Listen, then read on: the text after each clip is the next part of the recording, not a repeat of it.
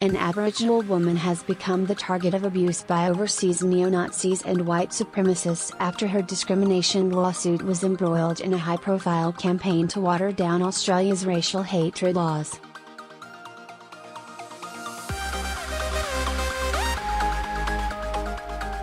But the Australian Federal Police, AFP, have so far declined to investigate the matter.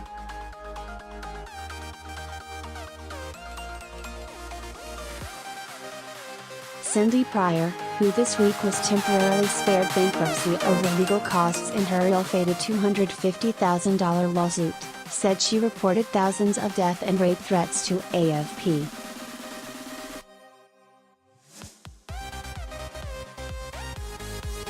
Ms. Pryor had unsuccessfully sued her employer, the Queensland University of Technology, QUT, and a group of students, over Facebook comments that she alleged breached Australia's racial vilification laws.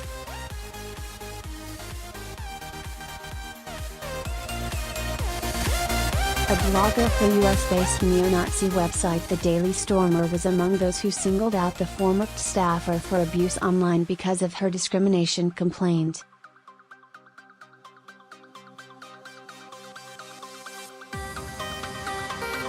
Ms. Pryor and her lawyer told the ABC that AFP officers said they did not have the resources to go through the threats, and instead asked Ms. Pryor to return to them when she had identified comments that breached federal laws.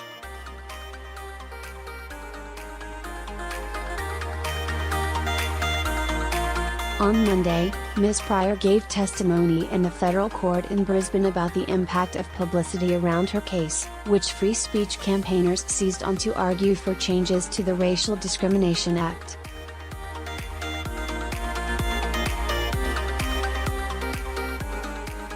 The Western Australia-based Noongar woman said she was absolutely astounded by the attention she received from outside Australia, including the US and Europe, much of it directed at her via Facebook's private messaging service.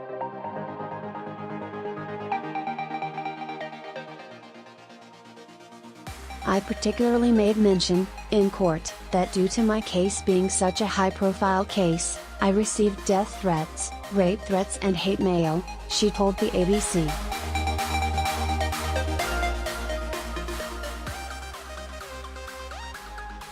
It's violence, it's ugly, malicious, and it's devastating for any person of color who is subjected to that kind of abuse.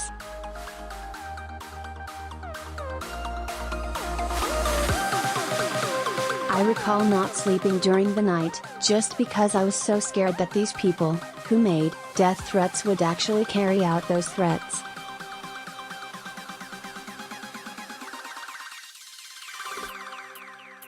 I wouldn't leave my house without looking out the window before I opened the door to go out, walk outside.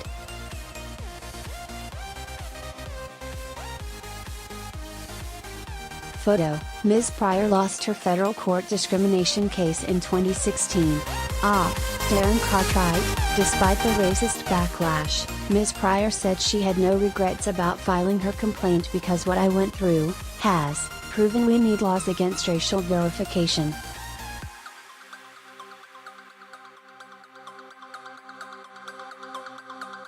Ms. Pryor's loss in court was hailed by some as a victory for free speech. However, Section 18C of the Racial Discrimination Act remains in place, making it unlawful to offend, insult, humiliate or intimidate because of race, color or ethnicity.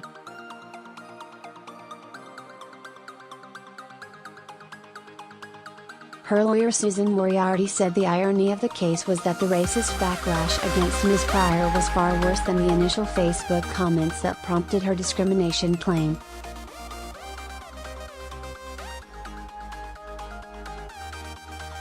The torrent of abusive comments followed national publicity around Ms. Pryor's claim against and 7 students who commented on Facebook after she asked a group of them to leave an Indigenous-only computer room.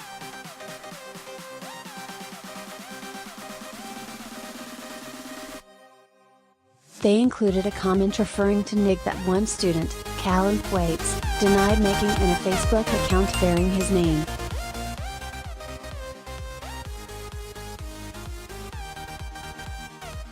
Ms. Pryor provided no evidence he was behind the Facebook account, and her case was thrown out by the federal court in 2016.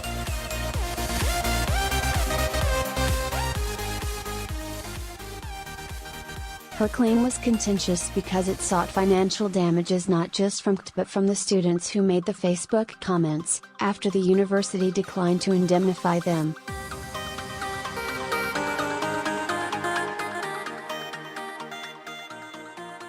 Judge Michael Jarrett ruled the initial comment by student Alex Wood, who posted that asking white students to leave the indigenous computer lab was stopping segregation with segregation, was in fact rallying against discrimination.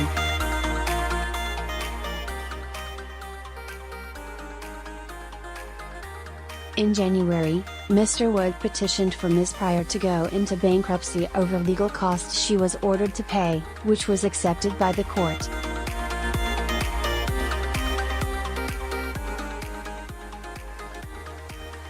But on Monday Judge Jarrett temporarily quashed her bankruptcy, finding she had not been properly served with documents.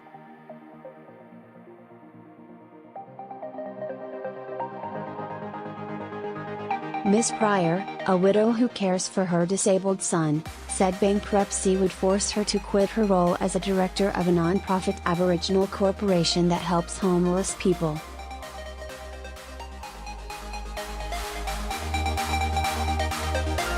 She said she had no regrets about filing her complaint, despite publicity around the case resulting in her being a figure that some people can project their anger and their hate on.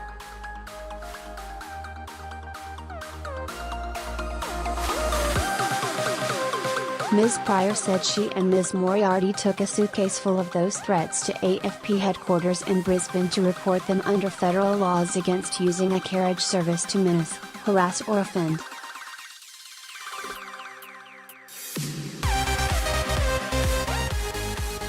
They said they didn't have the resources to go through them and told us basically, that we needed to identify the unlawful threats, and bring them back.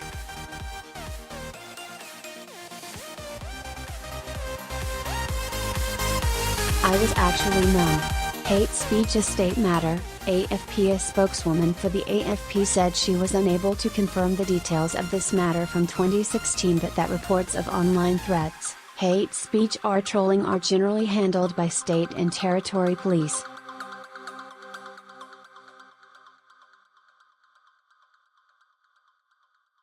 The AFP understands that cyberbullying and online threats can be devastating for victims, and encourages those who fall victim to these acts to report the matter through the Australian Online Cybercrime Reporting Network or to their local police, who are best placed to investigate these matters, she said.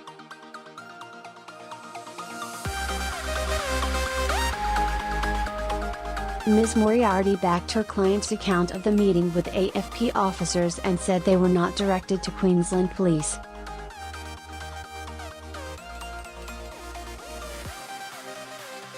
Ms. Moriarty said they held back details of Ms. Pryor's ongoing employment during the case for fear of backlash from white supremacists, who embarked on a crusade against her alongside thousands and thousands of trolls, asking for her to be maimed and injured and publicly humiliated.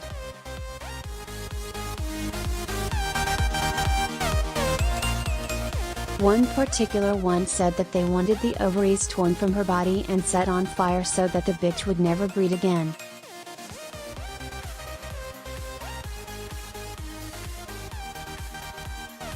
Contact Josh Robertson. More stories from Queensland.